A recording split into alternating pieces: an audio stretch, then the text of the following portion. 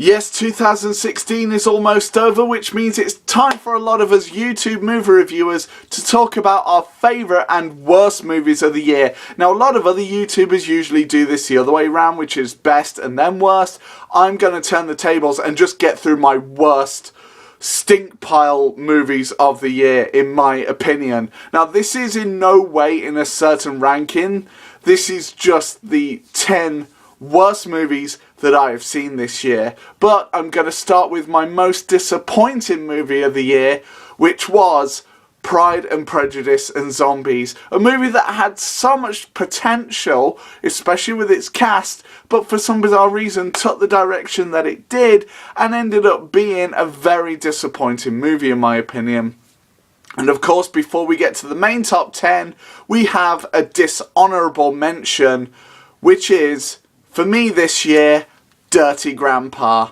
Now, this movie had quite a few funny moments and a very good performance from both Robert De Niro and Zac Efron, but just the rest of the movie they were in just made no sense whatsoever, which was a real shame to see. Now that we've got that out of the way, let's move on to the main course, which is the top 10 worst movies of 2016. Okay, so starting at number 10, we have Suicide Squad. Now, this, in my opinion, was the worst comic book movie of the year, as it had so much potential in it, especially with its casting, but just the editing was all over the place and ended up giving us the worst live-action on-screen portrayal of the Joker done by Jared Leto. But apparently there's more scenes that actually make him really good. Now then, why not give us that, hot Warner Brothers? Come on. At number 9, we have The Legend of Tarzan. Again, another movie that was filled with so much potential, but was filled with bad performances, apart from Margot Robbie and Samuel L. Jackson, questionable CGI, and also very shaky sets as well, it has to be said. Moving on swiftly, we have at number 8, Teenage Mutant Ninja Turtles Out of the Shadows. Oh my word! Just when you thought that they couldn't get any worse. Yes, there was a few moments here and there which were very honourable of the original source material, but I hate to say this is the worst performance I have ever seen by Stephen Amell, and Stephen Amell is one of my favourite actors. Okay, at number 7 is another controversial movie on my list here, which is The Big Short. My word, this movie bored me to tears right up until the end. Had a great cast to it, but it felt like they were there to just basically do nothing except talk about banking. And for me, that was a very boring product. At number 6, a movie that has actually ended up on some people's best list, but it's on my worst. Not for the fact of Alan Rickman's performance, because he was the best part about this movie, but the movie itself was just such a drudge to get through, as it was just mainly talking and not enough action being done. And that, at number 6, is Eye in the Sky. As I said, featured some very interesting performances, but it felt like nothing was done with them, which was a real shame to see. But let's move on now to the top 5 worst of the year.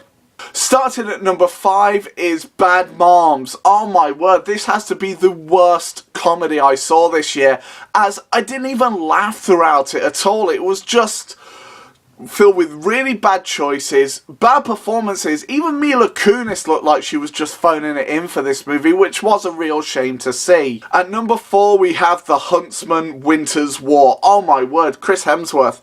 Why on earth did you sign up to do this prequel/sequel? In fact, what the hell was this movie? Was it a prequel? Was it a sequel? We still don't know. Come on, please put us out of our misery and tell us.